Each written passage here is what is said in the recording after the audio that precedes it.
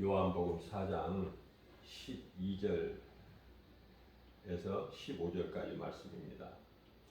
우리 조상 야곱이 이 우물을 우리에게 주셨고 또 여기서 자기와 자기 아들들과 짐승이 다 마셨는데 당신이 야곱보다 더 크니까. 이 말씀은 사마리아의 그 수가 동네 우물가에서 부도덕한 그 여인을 만나서 예수님께서 대화하시죠. 그 대화하는 가운데 그 여인의 말이에요. 이 여인을 통해서 말하게 하신 하나님의 말씀이시다.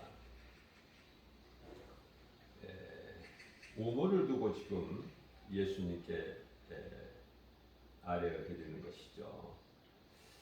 우리 조상 야곱이 이 우물을 우리에게 주셨다.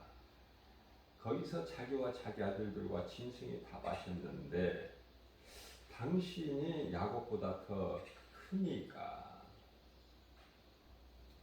자, 이 물음에 예수님께서 13절에서 대답을 하십니다. 예수께서 대답하여 이르시되 이 물을 마시는 자마다 다시 목마르려니거니와. 이 말씀과 관련하여 예수님께서 광야에서 이스라엘 백성들이 모세를 통해서 얻는 떡 만나죠. 그것은 먹고도 다 죽은 것 같이 다 죽지만 요한복음 6장 35절 말씀이죠. 나는 하늘로부터 내려온 생명의 떡입니다. 그러므로 내게 나오는 자는 결코 줄이지 아니할 것이요 또 영원히 목마르지 아니하리라. 그 말씀이죠. 같은 맥락이에요.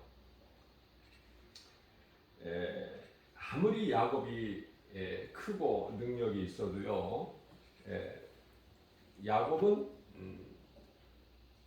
문제를 해결할 수가 없어요. 오직 모든 문제 해결 대신 예수님께서만이 모든 문제를 해결해 주시고 모든 연약함을 도우실 뿐만 아니라 모든 질병까지도 다 치료의 하나님이시죠. 출애굽기 15장 36절 말씀 아닙니까? 오늘 그래서 본문 요한복음 4장 15절 말씀에서 여자가 예수님의 말씀을 듣고 이르되 주여 그런 물을 내게 주사. 이 말씀이 귀에 쭉 들어오는 거예요.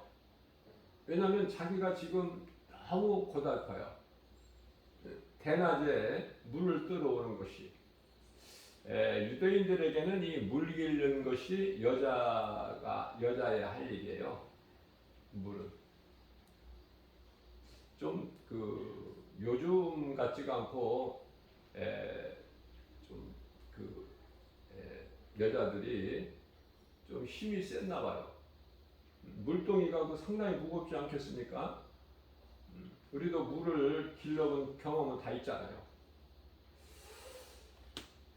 물 기르는 것은 여자가 할 일인데 너무 힘든 거야. 왜 힘드느냐? 무거워서 힘든 것이 아니라 누구나 다 하는 일이지만은 해 뜨기 전에 이른 시간에 와야 되는데 그러려면은 어때요?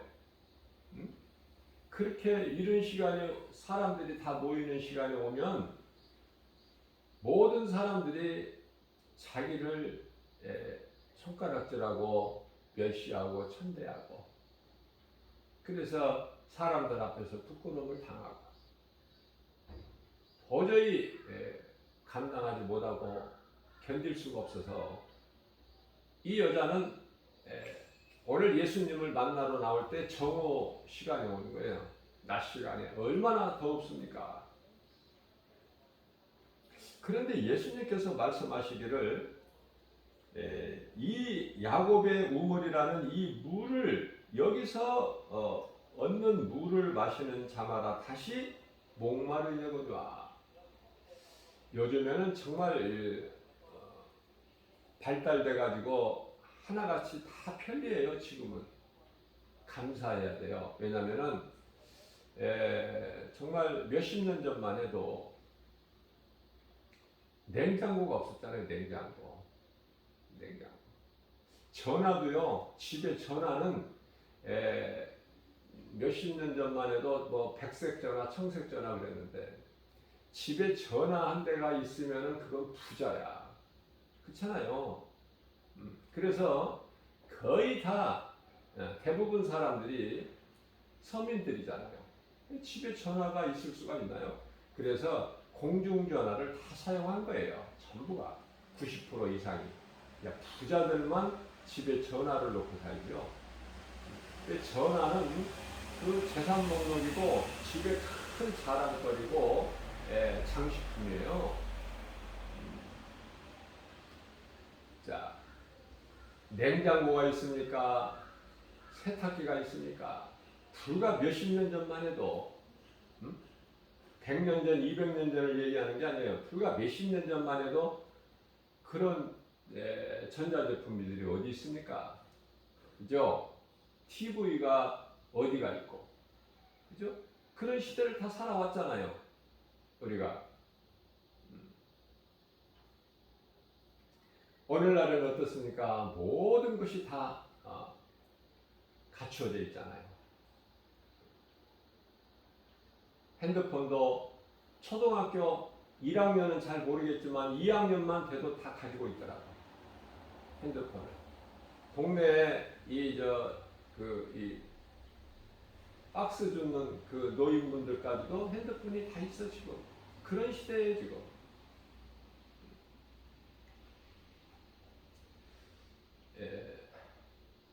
냉장고가 없어서 이제 냉장고 있는 집에를 다녀오게 되면은 거기서 물을 많이 가면서부터 시원한 물을 냉장고에서 먹게 되지만 또 이제 그 집에서 나올 때도 다른 거 필요 없어요. 시원한 물을 좀 시원히 마시고 나와야 돼. 그래서 물을 시원하게 마시고 나오게 되면 이제 나올 때는 시원한데 버스 정류장도 채 못 와서 또 목마르고 더웠고 갈증나고 그런 거 다 체험해 보셨죠? 이 여자는 많은 어려움이 남에게 누구에게도 말할 수 없는 이런 그 어려움이 있었는데 우리 예수님의 말씀을 듣고 보니까 내가 주는 물은 그 속에서 영생하도록 솟아나는 샘물이 되니라. 이 야곱의 우물을 먹은 자는 다시 목마르려느냐 내가 주는 물은 그 속에서 영생하도록 솟아나는 샘물이 되리라. 이렇게 말씀하시니까 15절에서 여자가 이르되 주여 그런 물을 내게 주사 목마르지 않고 또 여기 물 길러 오지 않게 하옵소서. 그렇죠? 이 부도덕한 여자는요. 예수님을 만남으로 인해서 문제가 해결되어 버린 거예요. 오늘날에 많은 사람들이 사람의 손으로 지은 교회라는 건물 안에 들어와서 하나님의 말씀을 듣죠. 또 찬송도 하고 기도도 하잖아요. 그게 예배 아닙니까? 교회 예배 드리러 오잖아요.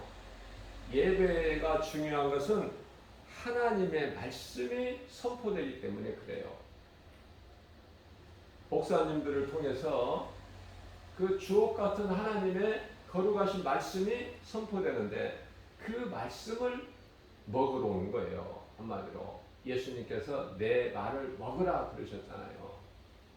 우리가 이 성만찬을 드릴 때 성만찬의 그 성찬과 이 떡과 포도주죠. 그거를 떡은 먹고 포도주는 마시지 않습니까? 예수님께서 제자들에게 주시면서 떡을 주시잖아요. 나누어 주시면서 한 조각씩. 너희는 이걸 받아 먹어라. 이거는 내 몸이니라. 포도주를 주시면서 마셔라. 이는 내가 너희를 위하여 흘릴 나의 언약의 피니라. 그렇잖아요. 이 말씀과 관련하여 또 성령의 감동으로 지금 천주교의 그 카톨릭 그 이야기를 좀 한마디 하면은, 그들은 또 이것도 성경과 다르게 또 해요. 그들은 어떻게 하냐면은 이 성찬을 화채설로 하고, 진짜 이거는 예수님의 피고 살이다 그래서 그 앞에 또 절을 해요. 그러나 마틴 루터를 통하여 그 이후에 칼빈이나 쯔빙길리 같은 이 종교 개혁자들, 그들은요 칼빈의 신앙, 루터의 신앙을 본받은 그들은 하나의 상징으로 보죠. 임재설이죠. 임재설. 하나님이라는 그 임재설, 상징이에요. 상징. 근데 천주교에서는 그것을 실제로 화채설로 드리고 있고, 그래서 그 앞에 막 절도 해요. 자, 우리가 하나님의 말씀을 바르게 알아야 된다. 예수님은 지금 영의 것을 말씀하시는 거예요. 영이신 하나님이시기 때문에 우리 예수님은. 그런데요, 이 여자는 예수님의 말씀을 들을 때 육신의 생각으로, 육의 것으로 듣는다 그 말이에요. 육의 것으로. 우리가 이 음식이 육을 위하여 먹는 음식이 있잖아요. 또 영혼을 위하여 먹는 음식이 있잖아요. 마찬가지죠. 우리가 육신이 살기 위해서 육의 음식을 먹지 않습니까? 하루에 뭐 보통 3끼를 먹고 살잖아요. 그런 것과 같이 우리 영혼이 살기 위해서는 영혼의 양식을 또 먹어야 되는데, 육의 사람은 음식만 먹지 영혼의 양식인 영혼이 사는 그 양식 하나님의 말씀은 안 먹지 않습니까? 그게 육의 사람이에요. 육의 양식만 먹고 사는 사람들이. 그러나 예수가 그리스도시구나, 나를 구원하신 메시아, 구원자, 하나님으로 믿어지는 사람들은 어때요? 육의 양식만 먹는 것이 아니라, 물론 육의 양식도 잘 먹지만 또 빠뜨리지 않고 영원히 사는 영의 양식을 먹으니 하나님의 말씀을 읽고 듣는다.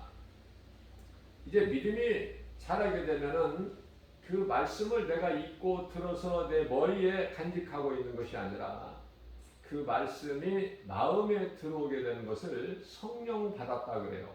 성령을 받게 되면은 이제 내가 육의 사람이 아니라 영의 사람이기 때문에 성령에 의해서 모든 일이 되어지고, 육신의 정욕이나 안목의 정, 이생의 자랑, 이러한 것들, 세상으로부터 온 것, 하나님이 기뻐하시지 않는 그러한 그 생각을 이겨서 성령을 따라 살게 되죠. 다시 말하면 승리하는 삶을 살게 되는 거예요. 육체 탐심과 정욕을 갈라디아서 5장 24절에서 사도 바울처럼 십자가에 못 박아 죽이는 그러한 삶을 사는 것이죠. 그러기 위해서는 성령을 받아야 되고, 성령을 받게 되면은 갈라디아서 5장 16절에서 말씀하고 있는, 그러므로 너희는 성령을 따라 행하라. 그리하면 육체의 소욕을 이루지 못하리라. 이렇게 말씀하라고 계시죠. 자, 다시 말하면 예수님을 만나기만 하면 모든 문제가 해결되어 버립니다. 그 문제가 작든 크든 상관이 없어요.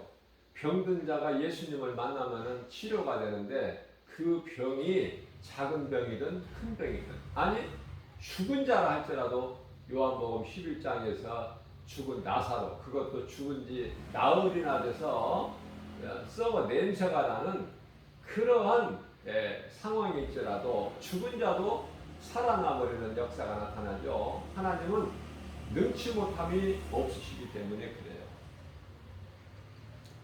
그래서 모든 문제가 해결되고 모든 치료가 해결된다. 예수님을 만나기만 하면. 그래서 우리는 예수님께서 비유로 말씀하시기를 인생길이라는 것은 밭에서 일을 하는 거 아닙니까? 땅에서 일을 하는 과정, 그게 인생길이에요. 인생길에서 일을 하는 가운데, 일하는 중에 보화를 발견하면은 그 보화가 예수 그리스도예요. 우리 인생길에서 보화를 발견하는 거야. 일하는 과정에서, 밭에서 일하는 과정에서. 그래서 발견하면 어때요? 집에 가서 자기 소유를 다 팔아서 보화가 감추어진 밭을 사지 않겠느냐. 그쵸? 그거예요. 우리 인생길에서 예수님을 발견해야 된다. 예수님을 만나야 되고 예수가 나의 구주가 되는 인생이 돼야 되는 거예요. 요한복음 4장 21절입니다. 예수께서 이르시되 여자여 내 말을 믿으라. 이 산에서도 말고 예루살렘에서도 말고 너희가 아버지께 예배할 때가 이르리라. 이 말씀도 영적인 말씀이죠. 놀라운 말씀이에요. 놀라운 메시지죠. 자, 그렇다면 이게 무슨 말씀이냐면은 여자가 이제 예수님께 여쭤봅니다. 유대인들은 예루살렘 성전에서 예배를 드리지 않습니까? 우리는 우리 조상 야곱이 준 이 산에서 예배를 드립니다. 그죠? 그런데요, 그러한 장소에 무관하다는 거야, 예수님께서. 왜 그러냐면은 예수님이 오시기 전에는 예루살렘 성에서 예배를 드렸지만 이제 예수님이 오신 이후에는요, 그 성전이 믿는 자 몸이 성전이야. 믿는 자 마음 안에, 예수 그리스도를 구주로 믿는 자 마음 안에 예수님이 계셔요. 그 얼마나 기쁩니까? 얼마나 놀랍습니까? 이 진리의 말씀을 듣고 깨달은 자는.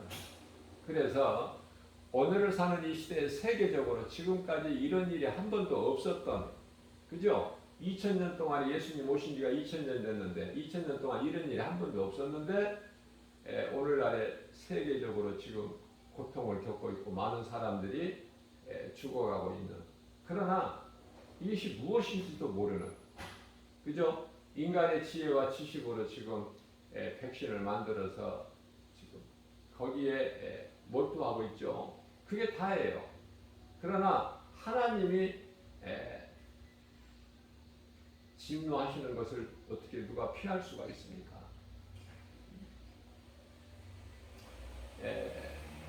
전염병이 코로나19 바이러스가 한 가지뿐이냐 그 말이에요.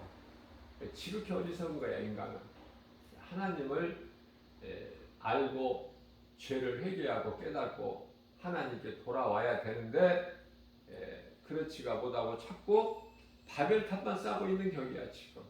하나님의 심판을 피해보자. 물심판을 피해보자. 하나님께서 물로 다시는 세상을 심판하지 아니하시겠다는데 그 말씀을 믿으면 되는 평안한데 그 말씀이 모르고 아니면 믿지 아니하고 농담으로 여기기 때문에 창세기서 그 15장 19장인가요?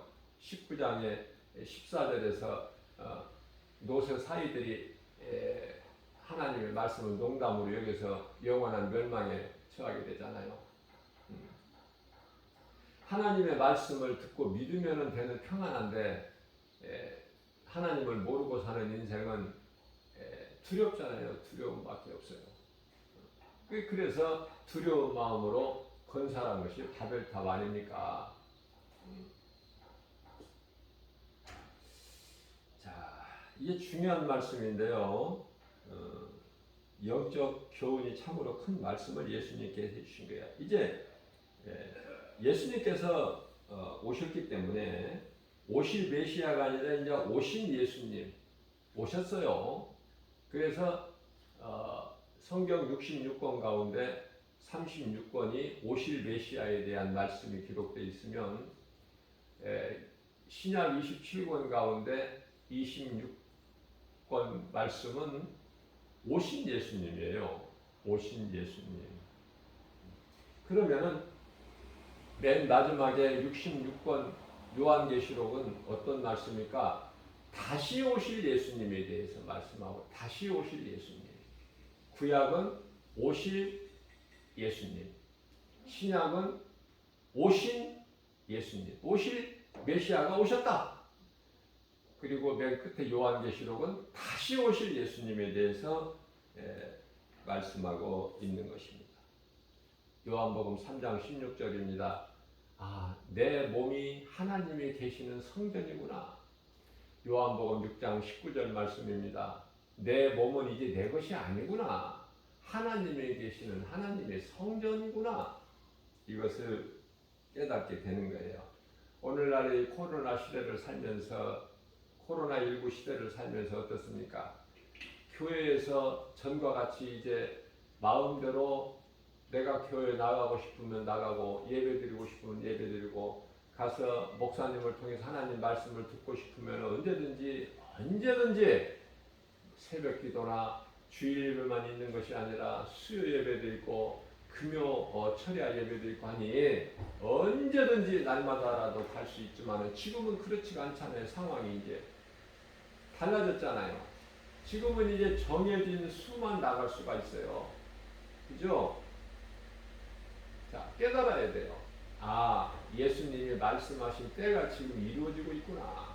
이루어진 것이구나. 그런데요, 그동안에 교회를 다녀도 어린아이 신앙으로 교회만 왔다 갔다 하고 깨닫지를 못하고 예수님을 만나지 못한 신앙생활하는 사람은 내가 열심을 내도 내 속에 성령이 아니 계시고 내 혼으로 내 노력으로 의지로 열심을 낸 것이기 때문에 성령이 안 계셔요. 그래서 말씀이 내 속에 들어와 있지도 않고 깨달아지는 것도 없으니 믿음이 자라지도 못하죠. 그게 어린아이 신앙 아닙니까? 다시 말하면은 육아 신앙이 육아. 아주 젖먹는 어린아이 신앙. 그런 사람들은요 지금 굉장히 허탈해요. 왜냐하면 교회도 못 나가죠. 그죠? 예수님 말씀은 이 산에서도 말고 예루살렘 성에서도 말고 너희가 예배를 드릴 때가 오나니 곧 이때라. 그 말씀이에요. 요한복음 4장 22절 말씀입니다. 너희는 알지 못하는 것을 예배하고. 사마리아의 사람들이 예배하는 것은 그게 예배가 아니라 그 우상에게 제사 지내는 거 아닙니까? 너희는 알지 못하는 것을 예배하고 우리는 아는 것을 예배하노니 이는 구원이 유대인에게서 아니라. 23절입니다. 아버지께 참되게 예배하는 자들은 영과 진리로 예배할 때가 오나니 곧 이때라. 예수님이 오셔서 말씀하신 지금 이때 2000년이 지난 이후에 오늘날을 사는 우리에게는 어때요? 이제 예수님이 말씀으로 오시잖아요. 요한복음 1장 14절에 말씀이 육신이 되어 우리 가운데 오시며 우리가 그 영광을 보니 독생자의 영광이요 은혜와 진리가 충만하더라. 그죠? 요한복음 1장 1절에 하나님의 말씀이 하나님이시잖아요. 자, 말씀으로 우리 가운데 오셨고 우리는 말씀을 통해서 부활하신 예수님을 만난 인생을 사는 거 아닙니까? 그걸 보고 이제 소위 성도들이다 그렇죠. 구원받은 하나님의 나라의 백성들. 24절입니다. 하나님은 영이신 예배하는 자가 영과 진리로 예배하십니다. 앞서 말씀 전한 대로 예수님을 만나게 되면 우리는 더 이상 육의 사람이 아니라 영의 사람이에요. 영에 속한 것이고 영의 것을 생각하고 영이신 예수님과 우리가 교통할 수 있는. 그래서 우리가 예배를 드릴 때도 영과 진리로 드린다고 말씀하죠. 요한복음 4장 24절에서 영과 진리. 영은 무엇입니까? 제가 여러 번 강조해서 가르쳐 드린 거지만 영은 마음이에요. 마음. 그러니까 마음과 몸으로 예배를 드리는 예배가 돼야 돼요. 그것은 하나님께서 영이시기 때문에 그렇죠. 우리가 육체로 하나님을 예배할 수가 없어요. 육으로는. 몸과 마음을 다하여. 우리가 교회에 나올 때, 하나님 예배하러 교회에 나올 때 몸만 나오는 것이 아니라 먼저 마음이 교회에 오는 거예요. 먼저 몸이 따라오는 거야. 먼저 마음이 가고. 자, 구원받는 조건은 딱 한 가지, 회개죠. 회개. 구원받는 데는 어떤 것도 행위로 받는 것이 아니기 때문에 어떤 것도 필요치가 않는데 단 한 가지 조건이 있으니 그것이 회개다. 그 회개는 죄사함이 있기 때문에 그래요. 죄 있는 상태에서는 예수님께 나아갈 수가 없는 거죠. 그래서 예수 그리스도를 통해서 우리가 깨끗해질 때에 깨끗한 상태에서 거룩하신 하나님께 나아가는 거예요. 하나님께 나아가기만 하면 우리도 하나님과 같이 거룩한 자가 되는 것이죠. 베드로전서 2장 16절 말씀입니다. 내가 거룩하니 너희도 거룩하라. 자, 성령으로만 복음을 받아들일 수가 있어요. 그렇기 때문에 내 마음속에 성령님이 들어와 계셔야 되는데 이 성령님은 하나님의 말씀이에요. 에베소서 6장 18절 말씀이죠. 회개하는 자 마음에 성령이 들어오셔서 회개하는 자의 마음속에 성령이 들어오셔서 예수를 믿게 하시는 거예요. 그죠?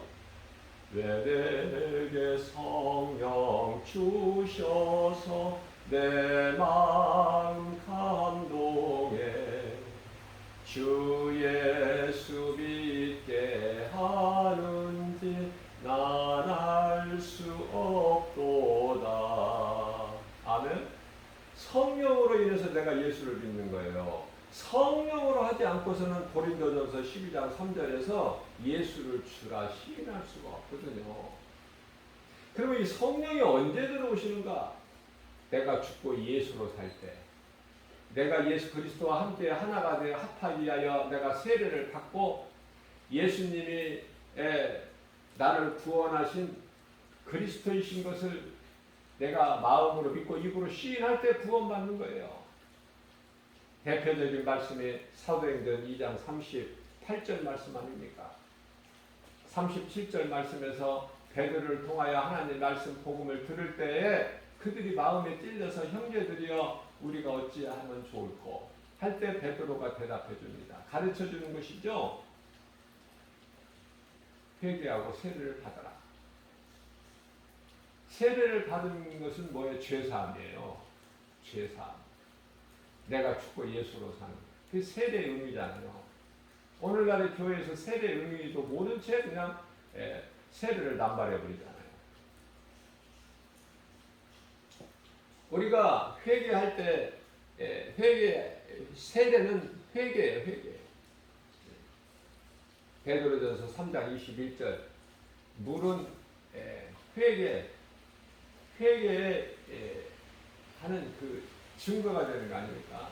물세례, 세례 요한으로부터 받는 물세례. 세계 회개에 세례를 받는다고 해서 우리 더러운 육체가 깨끗하게 되는 것이 아니라 우리 마음이 새롭게 변화된다는 거 아닙니까? 그렇기 때문에 사도 바울은 부활하신 예수님을 만나서 변화가 됐어도 삶 속에서 로마서 7장 24절 말씀이죠. 아, 나는 공고한 사람이로다. 이 사망의 늪에서 누가 나를 건져내라. 내 안에는 두 법이 있다는 거예요. 죄의 법이 있고 성령의 법이 있고. 그게 늘 갈등한다는 거 아닙니까? 한순간에 넘어져요. 우리가 말씀과 기도를 깨어있지 아니하면. 그래서 마태복음 26장 41절에서 시험에 들지 않도록 너희는 깨어 기도하라 그러시잖아요. 다윗이 그냥 한순간에 넘어져 버리잖아. 육신의 정욕에 못 이겨서. 그 바세바와의 동침하는 그 가늠하는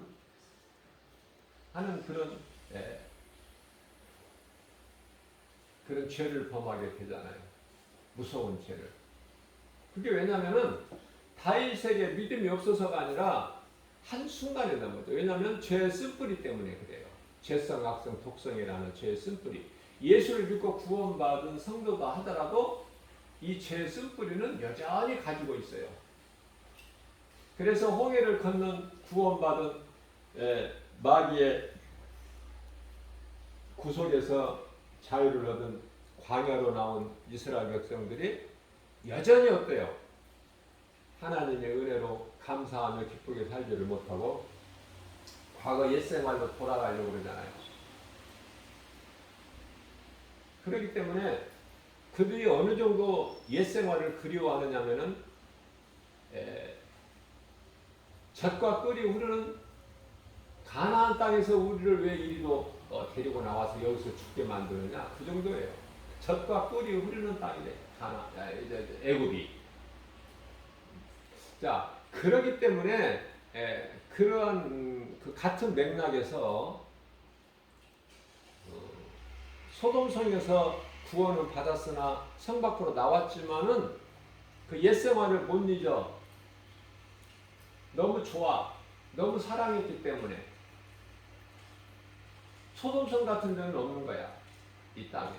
그래서 노새처가 도망길에 하나님 말씀 순종하여 살 길을, 생명길을 가다가 뒤를 돌아보잖아요, 소돔성은. 그래서 부끄러움을 당하잖아, 모든 사람에게. 지금도 소금교등이 있어서 얼마나 그 부끄러움을 당하고 있습니까? 예수님께서는 로마서 10장 11절 말씀에서 주 안에 있는 자에게는 결코 부끄러움을 당하지 않는다고 말씀하고 있는 것입니다. 이와 같이 회개하는 것이 중요한데, 회개는 하나님의 말씀을 들을 때 마음이 찔려야 되는 거예요. 아, 나는 죄인이구나. 이 죄가 내가 예수님을 믿지 않는 죄구나. 요한복음 16장 9절이죠. 이 죄라는 것, 사망의 영원한 사망, 지옥 불못에 던져지는 그 죄는 예수님을 믿지 않는 그 죄를 말씀하고 있는 게 소위 말하는 원죄를 말씀하는 것이죠. 원죄가 있고 자범죄가 있어요. 그 원죄가 해결이 안 되면 지옥 불못에 던져지는 거예요, 사람의 영혼이. 자, 그래서 너희가 회개하고 세례를 받으라. 그리하면 너희에게 성령을 선물로 주시리니.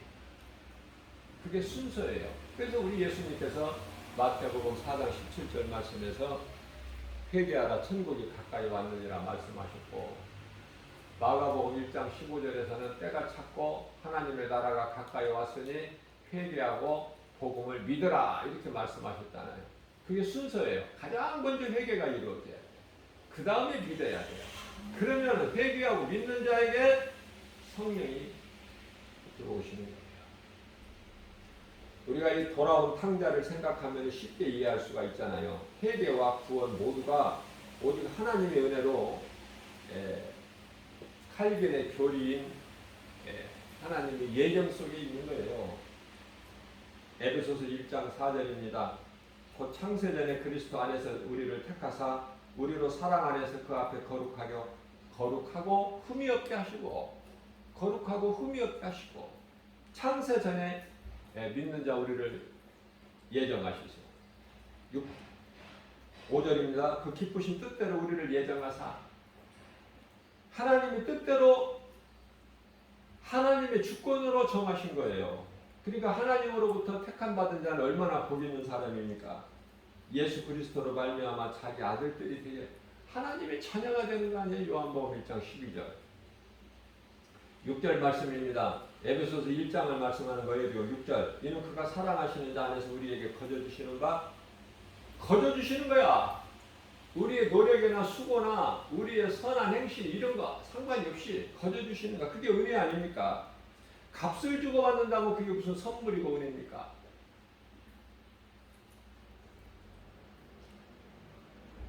자녀가 태어나는 것이 부모의 은혜지, 부모가 돈 주고 자식을 삽니까? 그렇지 않잖아요. 또 무엇을 대가를 바라보고 그 자식을 기릅니까? 온 몸과 정성과 힘을 다 쏟아서 어린 자녀들을 양육할 때 자면서 밤중에 열이 나고 몸이라도 아파보세요. 그 부모의 마음은 애간장에 다 녹는다고 그러잖아요. 다 체험해 보셨잖아, 몇 번씩은. 다 잊어버리는 거야, 은혜를. 무슨 말씀이냐면은 크게는 궁극적으로 하나님의 은혜를 잊어버리고 산다. 교회라는 건물 안에 들어와서 하나님을 예배하는 자들 가운데서도 대부분이 하나님의 은혜를 잊어버리고 살아요. 깨닫지를 못하고. 깨닫기만 하면 사울이 바울로 변화된 것처럼 인생이 변화되어 버립니다.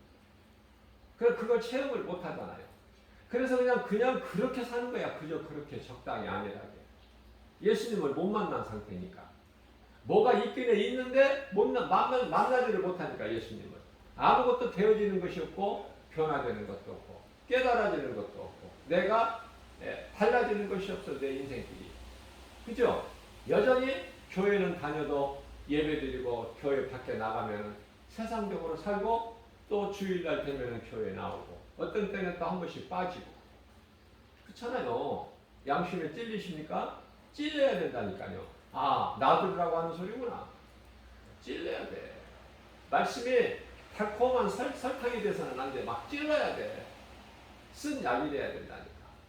그래서 그게 들을 때 쓰지만은 내가 먹으면 그게 좋은 것이 되거든요. 그래서 베드로가 사도행전 2장 38절 제가 전해드린 말씀이 참 중요한 거예요. 베드로가 이르되 너희가 회개하여 각각 회개는 동시가 아니야. 각각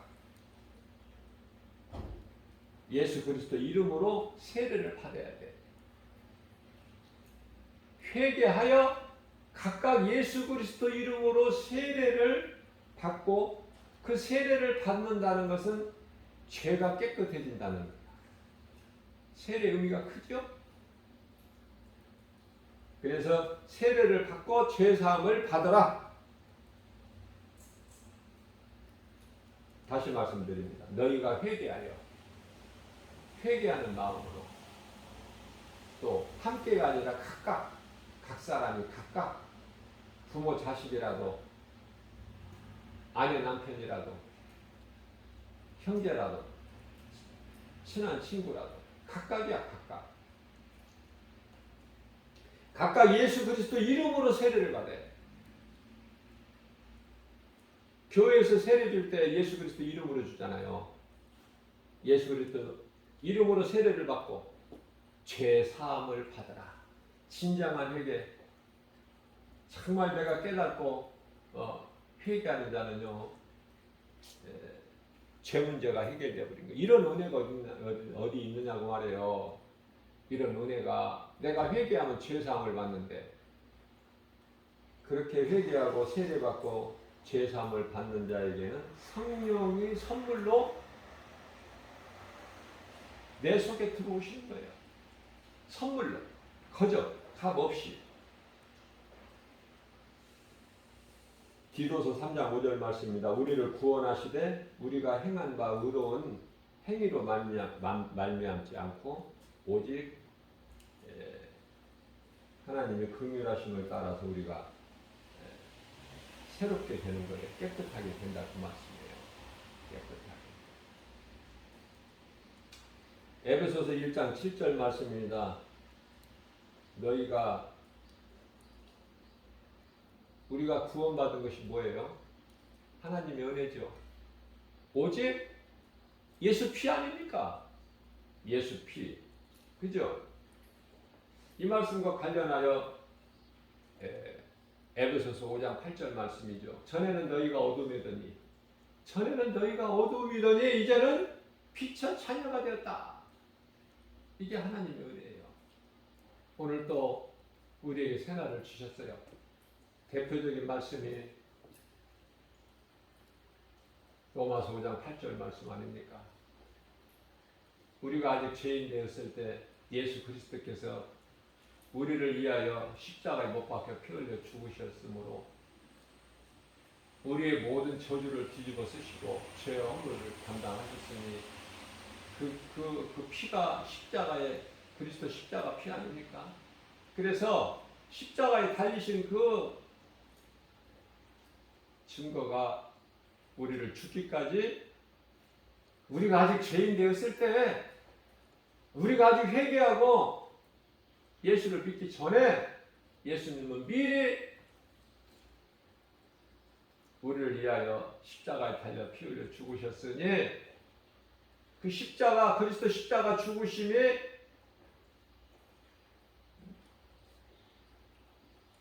우리에 대한 죽기까지 사랑하신 그 사랑을 확증해 보이셨다고 말씀하시죠. 그게 확증, 증거예요. 자, 그러면은 이 은혜를 누가 입느냐? 앞서 말씀 전한 대로 회개하고 각각 예수 그리스도, 나를 위하여 십자가에 달려 못 박혀 피 흘려 죽으신 예수 그리스도 이름으로 세례를 받고 죄사함을 받은 자 안에 예수님이, 부활하신 예수님이 들어오시는데, 성령으로 들어오시고, 그 성령은 하나님의 말씀이고, 이 말씀이 깨달아진다는 놀라운 변화가 있게 되는 것이고, 성령님을 모시고 기쁘게 살아가는 것입니다. 오늘 우리에게 주신 말씀의 능력이 우리를 이끌어 주시고 우리를 변화되게 해주셔서 우리를 사망에서 우리를 건지신 예수님 마음속에 생각하면서 진리가 우리 안에 들어와 있어야 우리가 그 진리의 복음의 능력으로 우리가 모든 묶임에서 자유하고 죄에서 자유하는 거 아닙니까? 이러한 믿음 가지고 오늘 또 아무것도 염려하지 말고 하나님 말씀 붙잡고 말씀의 능력이 저와 여러분들을 이끌어가 주시는, 그래서 기적이 일어나고 좋은 일, 기쁜 소식이 우리 생활 속에서 넘쳐나는 복 있는 자 되시기를 주님의 이름으로 축복합니다.